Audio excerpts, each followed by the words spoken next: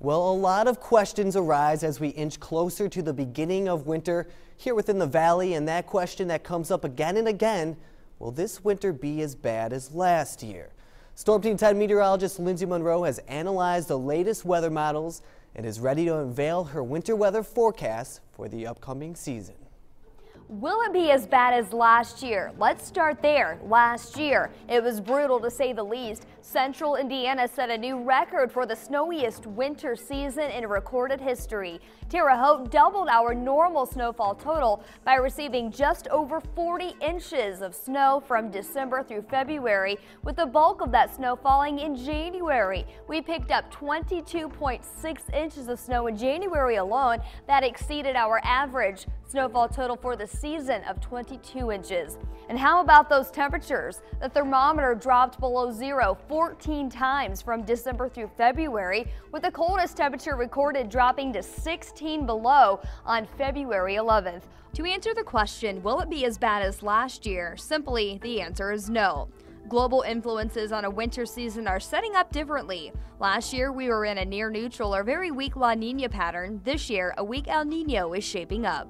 This means storm tracks will be mainly to our south, causing wetter than normal conditions across southern portions of the U.S. As the polar jet splits to the north, mild air sets up to the west and cooler air to the east. Most of our snows will be clipper systems, which typically have colder temperatures and less moisture, but that doesn't always mean less snow. With this, as well as other teleconnection patterns taken into account, what can we expect? Let's begin with the month of December. There will be a lot of temperature swings and variability in December. Periods of above average temperatures and below average temperatures will be present. The week of Christmas will be seasonally cold with highs in the upper 30s. Cloud cover off and on will also lead to some snow showers, but I wouldn't expect much snow to fall on Christmas, but it does look like the ground will be white at least. Overall, expect a few weather events, but no major snow events, and below average snowfall just under 6 inches.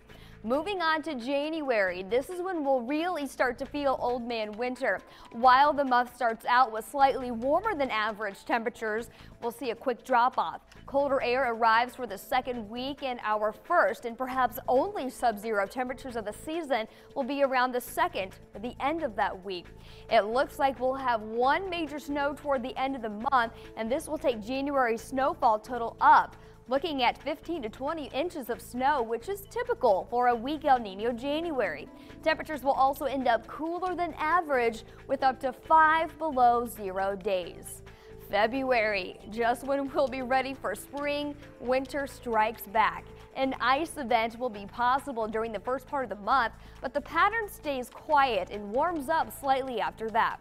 A few snow systems bring in minor accumulations throughout the middle and end of the month, and it looks like we'll see our last snow of the season the first week of March. To recap, December will have slightly above average temps with below average snowfall just under 6 inches. For January, we'll see 15 to 20 inches of snow with cooler than average temps.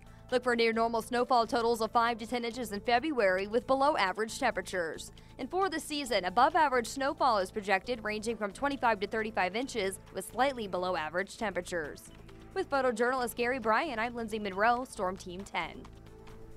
Well, a lot of good information there. Now, you can find a printable version of Lindsey's forecast on our website, WTHI-TV.com.